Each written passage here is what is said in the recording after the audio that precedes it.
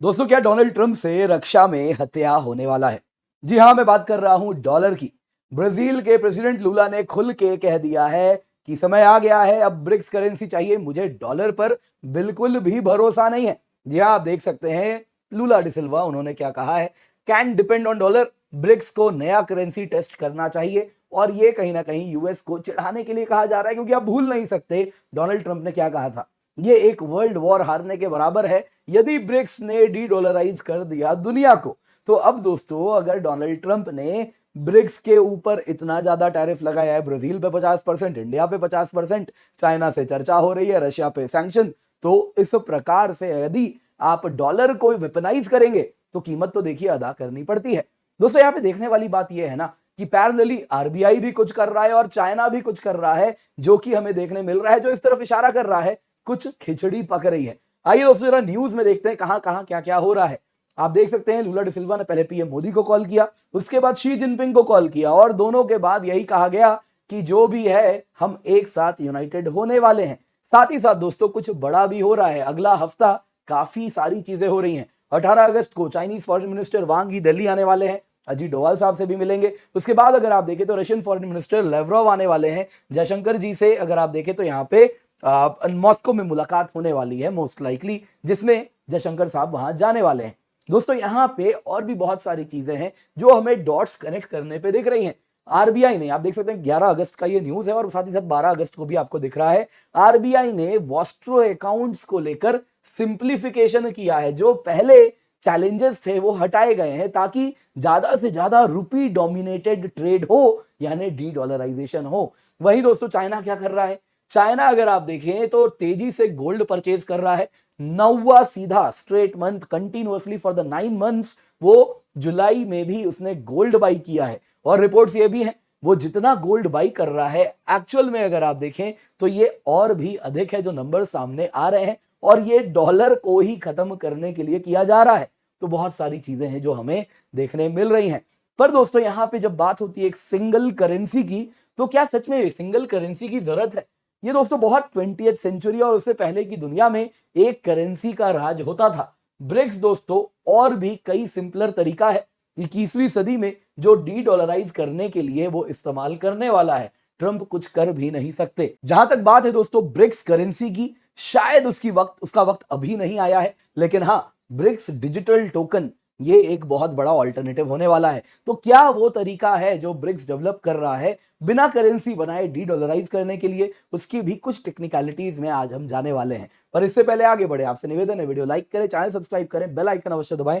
हमारा Telegram channel है, यहाँ पर आप जरूर हमारे साथ जुड़ जाएं। इसके सिवा दोस्तों, आपके लिए हम स्पेशल इंडिपेंडेंस डे ऑफर लाए हैं।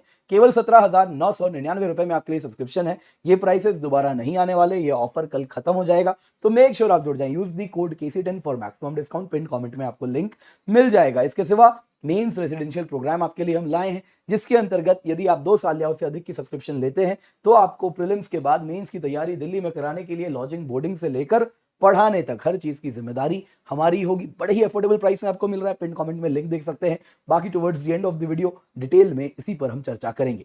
सबसे पहले दोस्तों देखते हैं ब्राजील के लूला ने क्या कहा है ब्रिक्स करेंसी पर। उन्होंने साफ साफ कह दिया कि देखिए, ब्रिक्स को ट्रेड करेंसी लाना चाहिए, ब्रिक्स डॉलर पर निर्भर नहीं कर सकता, नए ऑल्टरनेटिव्स डॉलर के हमें चाहिए। क्या कहा है जरा सुनिए, हम डॉलर को मिस नहीं करेंगे, वो बड़ा इंपॉर्टेंट करेंसी है, लेकिन हमें ब्रिक्स का करेंसी चाहिए जो ट्रेड के लिए इस्तेमाल होगा। ये वो आइडिया है जिसको अब टेस्ट करना चाहिए। उन्होंने कह दिया, टेस्ट करेंगे तो ही तो पता चलेगा कि ये सही है या गलत। फेल हो गया तो मतलब मैं गलत हूं, अदरवाइज इसका समय आ गया है। अब देखिए दोस्तों, यहाँ पे जनवरी 2025 में ट्रंप ने कह दिया था, मैं आऊंगा 100% टैरिफ लगाऊंगा ब्रिक्स कंट्रीज पर, अगर वो इस प्रकार से शेयर्ड करेंसी का सपना भी देखे तो। और उन्होंने कह दिया कि देखिए, यदि ब्रिक्स ने ट्रेड के लिए कोई करेंसी बनाया, डॉलर बाईपास किया, तो फुल 100% टैरिफ लगेगा। पर दोस्तों, वो बात जनवरी की थी, तब डोनाल्ड ट्रंप को लोग बड़ा सीरियसली लेते थे।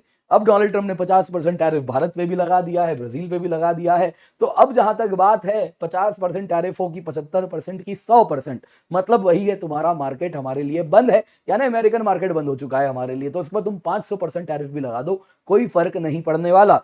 तो अब जो दूसरा एक्सेप्शन हो सकता है कि ब्रिक्स करेंसी की बात करनी हो, नई करेंसी बनानी हो, तो इसको रोकने के लिए अब ट्रंप के पास कुछ है नहीं। तो इसीलिए आप लूला के इस प्रकार के आवाज देख सकते हैं जो आपको देखने यहां पर मिल रहा है। दोस्तों, क्या ब्रिक्स यूनाइटेड है? आइए जरा इसको भी देखते हैं। ब्राजीलियन प्रेसिडेंट अगर आप देखें तो लूला डिसिल्वा ने पहले पीएम मोदी को कॉल किया था, फिर इन्होंने शी जिनपिंग को कॉल किया और जिसमें उन्होंने साफ साफ कहा कि हम बायलैटरल बिजनेस टाइज पर चर्चा किए, ब्रिक्स का क्या रोल होने वाला है उस पर चर्चा किए, कैसे ग्लोबल साउथ नेशंस में सेल्फ रिलायंस हो इस पर चर्चा किए, साथ ही साथ कैसे डोनाल्ड ट्रंप जो टैरिफ पे टैरिफ लगा रहे हैं उसके खिलाफ क्या करना है उस पर चर्चा किया। उन्होंने अगर आप देखें तो शिनुआ में क्या आया है आपको बताता हूं, चाइनीज न्यूज एजेंसी है। शी जिनपिंग ने कहा कि चाइना ब्राजील के साथ काम करेगा, एक एग्जाम्पल सेट करेगा यूनिटी का, सेल्फ रिलायंस का, जिसके द्वारा ग्लोबल साउथ यूनाइटेड है। और इसमें उन्होंने कहा कि हम जॉइंटली बना रहे हैं एक जस्ट वर्ल्ड जिसमें एक सस्टेनेबल प्लैनेट बनेगा, जिसमें, और फिर उन्होंने कहा कि सभी देशों को आग्रह किया चाइना के शी जिनपिंग ने कि हमको यूनाइट होना चाहिए और मिलके यूनिलैटरलिज्म, प्रोटेक्शनिज्म के खिलाफ आवाज उठानी चाहिए। दोस्तों, ब्रिक्स में यूनिटी तो दिख रही है, पर जैसा कहा जाता है action speak louder than words. तो आइए जरा देखते हैं आरबीआई यानी भारत क्या कर रहा है। तो दोस्तों, कल एक न्यूज आया, आरबीआई ने वॉस्ट्रो अकाउंट्स को लेकर कुछ मेजर चेंज किया है। आरबीआई ने जो स्पेशल रुपी वॉस्ट्रो अकाउंट्स बैंक्स को खोलने होते हैं उसके पहले आरबीआई से अप्रूवल लेना पड़ता है कि कोई भी करस्पॉन्डेंट बैंक के लिए मुझे यदि किसी बैंक को एक वॉस्ट्रो अकाउंट खोलना है तो पहले आरबीआई से परमिशन लेते हैं, तो लंबा चौड़ा प्रोसेस हो जाता है। अब दोस्तों, यहां पे आरबीआई ने कहा वो अप्रूवल लेने की आवश्यकता नहीं है, आप खुल के इस प्रकार के अकाउंट खोल सकते हैं। मतलब इसका बड़ा क्लियर है कि रुपी इंटरनेशनलाइजेशन करने के लिए आरबीआई भी अब फ्रंट फुट पे काम कर रही है और साथ ही साथ अब जो भी एक्सपोर्टर हैं, जो भी इंपोर्टर हैं, वो रुपी में डायरेक्टली इनवॉइस कर सकते हैं और ट्रेड सेटल कर सकते हैं काफी आसानी से। तो डॉलर के ऊपर ये भी एक वार है। वही चाइना क्या कर रहा है? चाइना दोस्तों कंटिन्यूअसली गोल्ड बाई कर रहा है। पिछले 9 महीने से हर महीने उसने गोल्ड बाई किया है और इसके साथ अगर आप देखें तो जो नंबर्स आ रहे हैं वो काफी बड़े हैं। लेकिन ऐसा माना जाता है, चाइना के जो नंबर्स देख रहे हैं, पीपल्स बैंक ऑफ चाइना के पास कितना गोल्ड है, एक्चुअल नंबर इससे काफी गुना बड़ा है। अगर आप 2024 की बात करें तो पीपल्स बैंक ऑफ चाइना के ने जो शो किया है वो 2280 मेट्रिक टन गोल्ड उसके पास है, लेकिन वो सीक्रेटली और गोल्ड जमा कर रहा है। यदि हम वर्ल्ड गोल्ड काउंसिल की बात माने तो एस्टिमेट किया जाता है चाइना के पास एक्चुअल में 5065 मेट्रिक टन गोल्ड है। अब दोस्तों, वर्ल्ड गोल्ड काउंसिल को कैसे पता चल रहा है? क्योंकि वो पब्लिक डेटा, जहां भी गोल्ड एक्सचेंजेस हैं, जहां से गोल्ड की बिक्री हो रही है, कितना ट्रेड स्टैटिस्टिक्स है, कहां कहां पे कितना गोल्ड बिक रहा है, और इसके द्वारा वो अनुमान लगा रहे हैं कि चाइना में जो गोल्ड नेट इनपुट आ रहा है वो कुछ इस प्रकार का है, पब्लिक कंजम्पशन इतना है, तो बाकी कहां जा रहा है? बाकी पीपल्स बैंक ऑफ चाइना ले रही है लेकिन बता नहीं रही। इसका मतलब क्या है? सीक्रेट रखने की क्या जरूरत है? कारण बड़ा सरल है। चाइना अगर आप देखें दोस्तों तो कुछ बड़ा खेल रहा है। ऑलरेडी चाइना क्या है दोस्तों, एक टाइम में यूएस का सबसे बड़ा ट्रेजरी होल्डर चाइना था, आज वो घट के तीसरे नंबर पे आ चुका है। धीरे धीरे ट्रेजरी बेच रहा है, एक बार में नहीं बेच रहा, क्योंकि जैसे ही बेचेगा एक बार में तो ट्रेजरी के दाम इतने गिर जाएंगे कि उसका खुद का नुकसान होगा, तो वो धीरे धीरे करके निकाल रहा है। तो बदले में जो सरप्लस बन रहा है उसको कहां लगाएगा? तो वो गोल्ड खरीद रहा है। इसके साथ अगर आप देखें तो वो एक बात समझ रहा है, आज यूएस के पास 38-39 ट्रिलियन डॉलर का डेट है, शायद जब आप ये वीडियो देखें तो और अधिक हो। तो इस प्रकार का डेट है जो कि अनसस्टेनेबल है। तो एक समय आने वाला है जब वो डेट यूएस दिवालिया घोषित होगा, तो उसके बाद जिस देश के पास सबसे ज्यादा गोल्ड रिजर्व्स होंगे वही नया इकोनॉमिक वर्ल्ड ऑर्डर डिसाइड करेगा।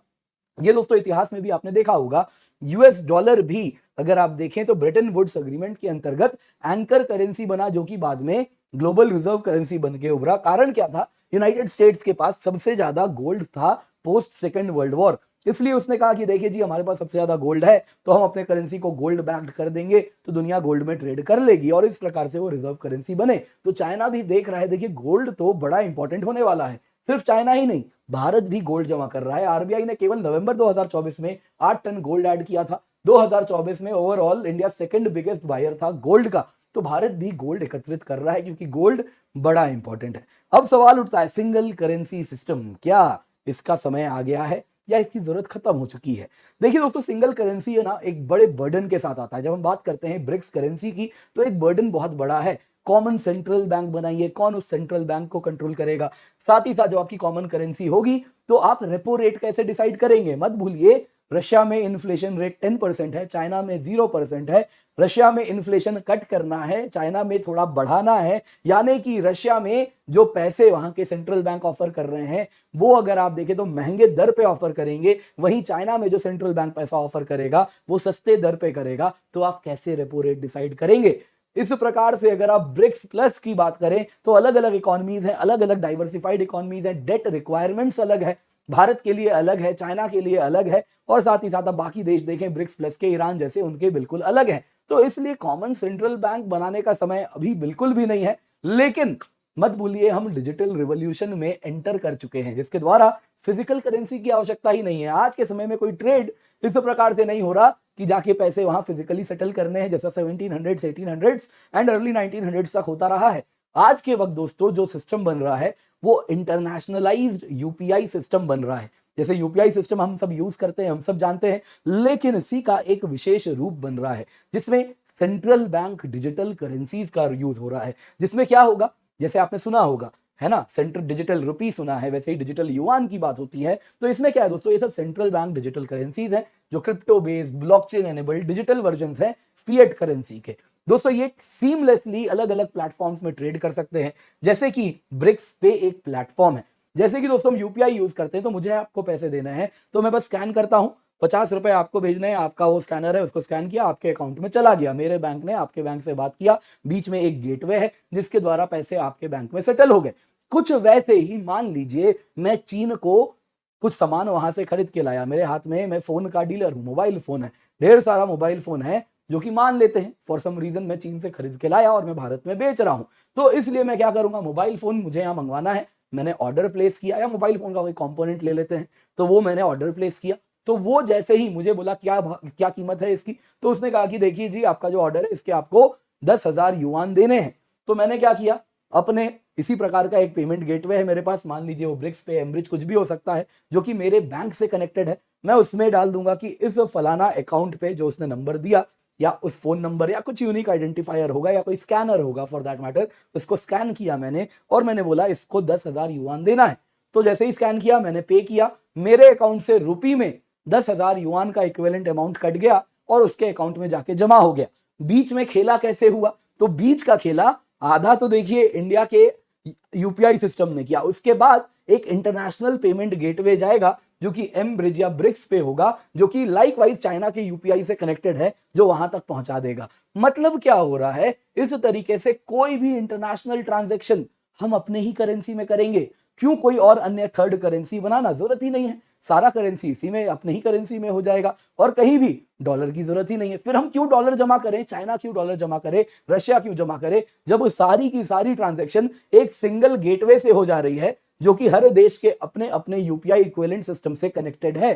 तो आप समझ पा रहे हैं दुनिया किस ओर जा रही है। तो यहाँ पे डॉलर की जरूरत ही खत्म हो जाएगी। तो यही है डी डॉलराइजेशन।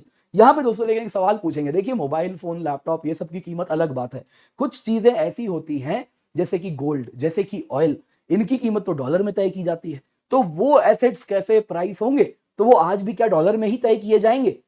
तो दोस्तों इनके एसेट्स की कीमत तय की जाती है, वो सबसे बड़ा एक्सचेंज क्या है जहां पे इसकी सारी ट्रेडिंग हो रही है। तो यहाँ पे दोस्तों इनिशियली डॉलर बेस्ड ही रहेगा, जैसे अभी दुनिया चल रही है कुछ वैसे ही सब कुछ चलेगा। लेकिन जब समय सही आ जाएगा तो डिजिटल ब्रिक्स टोकन्स का इस्तेमाल होने वाला है। ये nearest to 21st century currency होने वाली है, जो कि क्या होगी, किसी कमोडिटी पे पेग्ड होगी।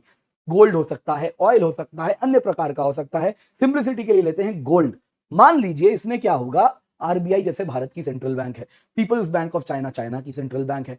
मान लीजिए आरबीआई ने 500 टन सोना, चाइना ने 500 टन सोना एक सेंट्रल रिपोजिटरी में जाके जमा कर दिया, जो कि क्या है, ब्रिक्स की एक रिपोजिटरी है, डिपॉजिटरी, जहां पे जमा हो रहा है पैसे, जहां पे गोल्ड जमा हो रहा है, एक वॉल्ट है। वहां पे हमने 500 टन, उसने भी 500 टन डाला और 500 टन के इक्विवेलेंट मान लीजिए ब्रिक्स टोकन हमें दिया गया।